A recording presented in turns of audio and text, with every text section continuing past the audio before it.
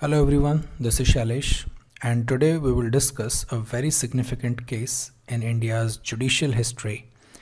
In fact, जो ए के गोपालन versus state of Madras case है, ये सुप्रीम कोर्ट का जो इनिशियल इनर्शिया था, जो सुप्रीम कोर्ट का इनिशियल स्टैंड है, इंटरप्रिटेशन है फंडामेंटल राइट्स को लेकर, फंडामेंटल राइट्स के स्कोप को लेकर, उसको शोकेस करता है। 1950 से लेकर अब तक supreme court has gone through an evolutionary process. Not only Supreme Court, I would say entire judicial system in India has gone through an evolutionary process.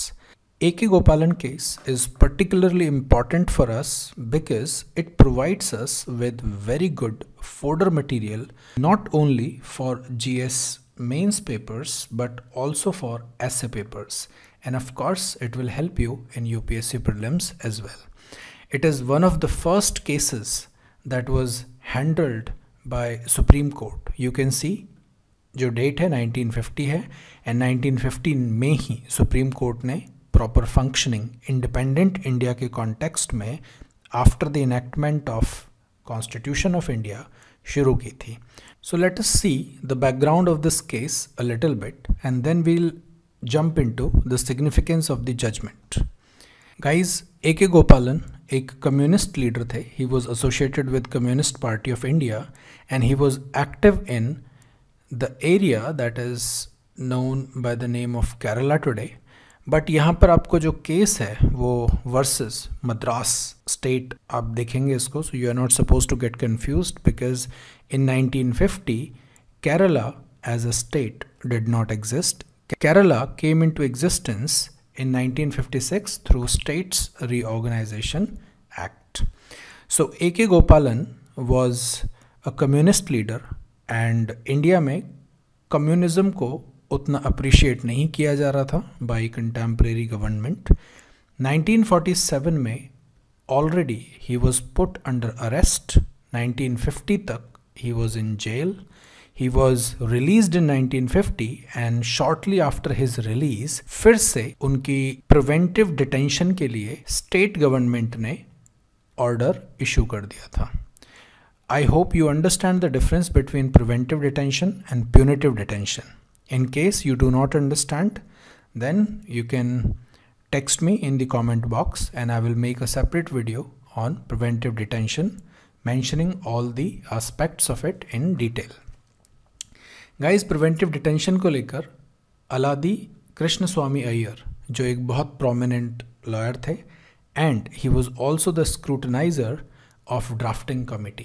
And this guy he said that preventive detention is a necessary evil because some people are socially and politically determined to undermine the sanctity of constitution, the security of state and even individual liberty. So कुछ लोगों को contain करने के लिए, because उनका containment बहुत ज़रूरी होता है, it is like to ensure the greatest good of the greatest number of people, this evil is necessary to maintain the healthy functioning of society.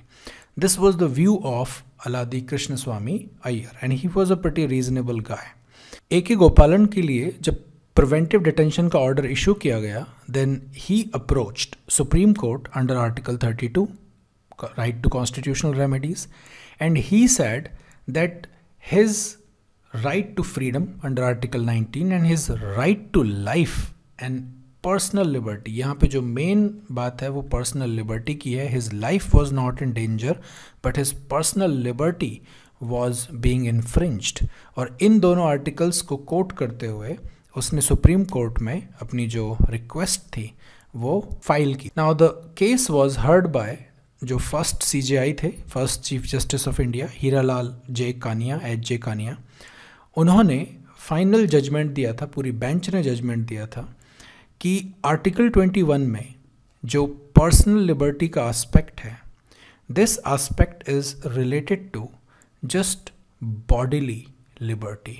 It means what you can do with your body. So Supreme court ने अपने judgement में narrow interpretation दिखाते हुए article 21 को काफी limited तरीके से present किया था. जो गवर्नमेंट का एक्शन था उस एक्शन को उन्होंने अपहेल्ड किया and preventive detention was approved by Supreme Court of India.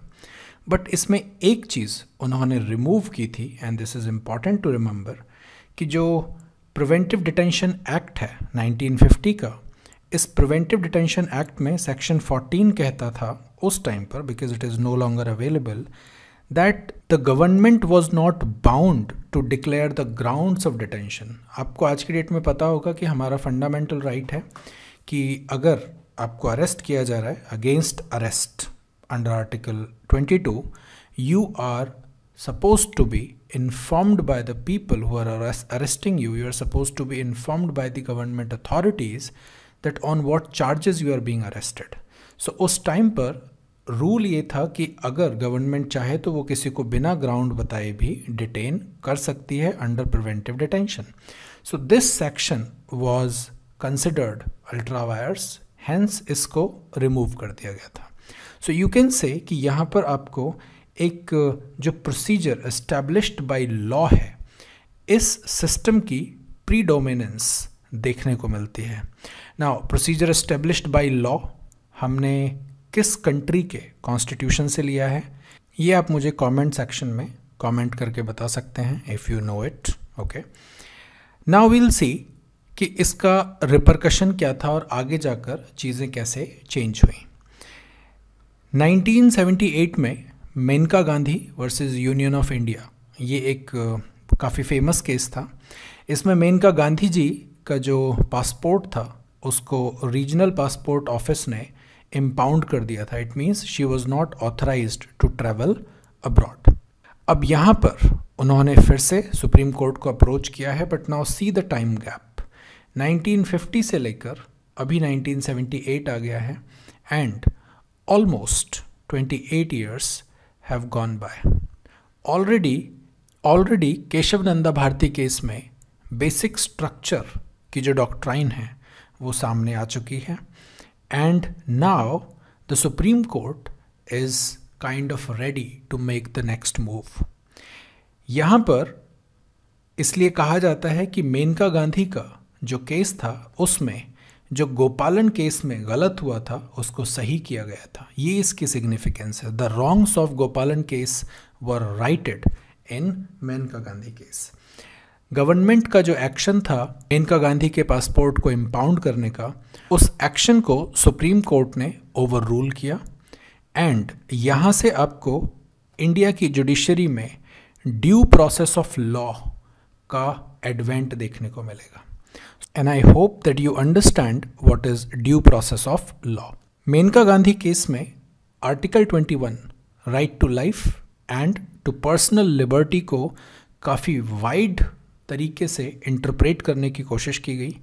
And आज की डेट में अगर आप देखेंगे तो आर्टिकल 21 एंड आर्टिकल 21A दोनों को मिलाकर कम से कम 20 ऐसे इंटीग्रल एस्पेक्ट्स हैं जो एक डिग्निफाइड लाइफ जीने के लिए ज़रूरी हैं. इनफैक्ट 2017 का जो पुत्तस्वामी केस है, जस्टिस पुत्तस्वामी केस, आप इस केस के बारे में पढ़ सकते हैं गूगल से. In case you want a video on this you can let me no.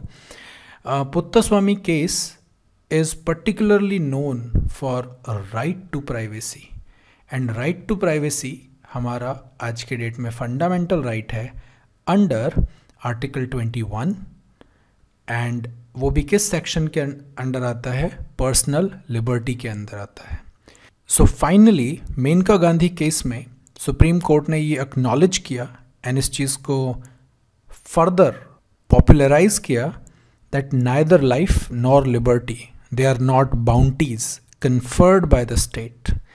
ये जो राइट्स हैं ये यूनिवर्सल राइट्स हैं एंड इन राइट्स को छीनने का अधिकार स्टेट के पास नहीं है. And that is why article 20 and article 21 इन दोनों को फंडामेंटल राइट्स के अंडर एब्सोल्यूट आर्टिकल्स कंसिडर किया जाता है. इनके ऊपर कोई रिस्ट्रिक्शंस नहीं लगाए जा सकते हैं.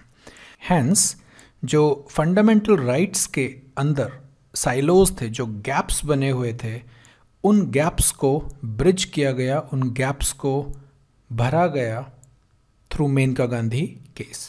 एंड अगर आपसे स्पेसिफिकली प्रीलिम्स में क्वेश्चन पूछा जाता है कि किस केस से ड्यू प्रोसेस ऑफ लॉ की एक मार्क्ड एंट्री हुई थी या एडवेंट हुआ था, then the answer should be Menka Gandhi case. I have not gone into the details of Menka Gandhi case because that was not the primary focus here.